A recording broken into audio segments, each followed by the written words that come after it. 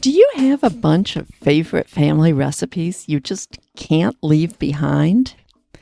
On a boat, one tiny leak in the wrong place, or even just mildew or condensation, can turn your handwritten recipes into a soggy mess. But there are some options. Hi there, I'm Carolyn Sherlock, and on this episode of the Boat Galley Podcast, I'll share several different ways to help you keep your best recipes close at hand and safe. One of them should work for you.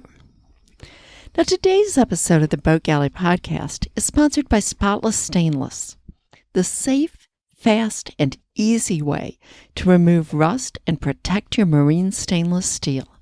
Brush it on, wait 30 minutes, and rinse off the environmentally friendly gel. No scrubbing required. Brush on the Spotless Stainless, just remove rust. It is that simple. Use coupon code BG20 for an exclusive 20% discount on your order. It works just as well on your stainless pans in the galley as it does on all the on-deck stainless. Spotless Stainless. Make your stainless sparkle. Their website again is spotlessstainless.com. Okay, so how do you take your favorite recipes on the boat? If you're wondering how to take a bunch of family recipes on the boat, I've got a few ideas for you. When we left, I didn't really want to take my only copy on the boat. I mean, what if there was a leak right above the cubby where I put them? And I had very limited space for storage. You might be facing the same questions about storing your recipes on board. Okay, here are several ways that you can take them with you. First is to copy. It's simple. It can be a bit of a pain to take all the cookbooks to a copy shop, but it's relatively simple to do.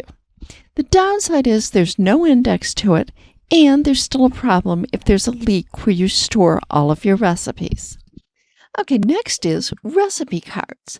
It's easy to do while watching TV or something like that, but kind of a pain if you have a lot of recipes that you want to take.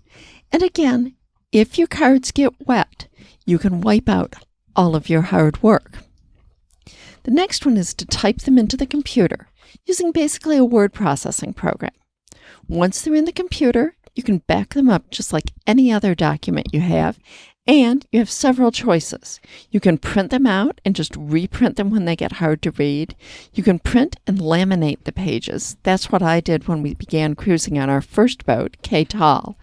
Back then, there weren't quite as many backups and clouds and internet availability, so I thought that was the best way to have all my recipes on hand. You can also make them into a PDF and put them on an electronic device.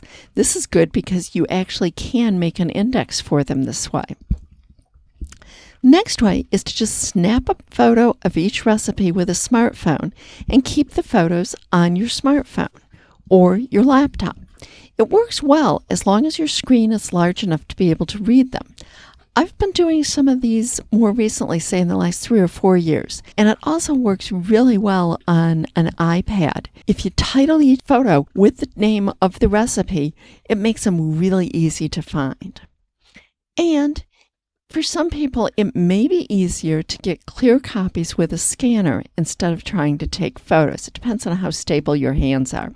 You can load them into a device that can show photos just as is, or if you have a Kindle or Nook that'll display PDFs, you can convert any sort of a file or photos into a PDF and then load it on the device.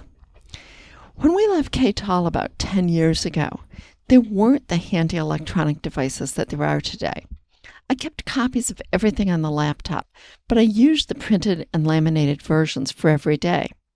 Today, I really do most things on my tablet and my smartphone. It takes so much less power, and yet they can store so very much. If you intend to use any sort of electronic display, Be sure to check the readability before you leave the dock.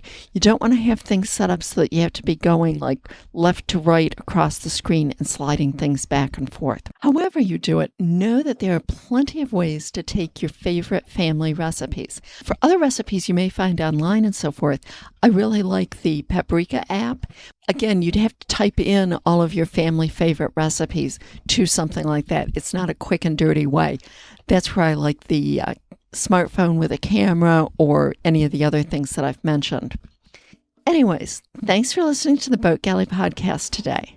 Did you learn something that'll help you? Please, then help us out. Tell a friend about the podcast and leave a 5-star review on your favorite podcast app. It really does help us. Thank you.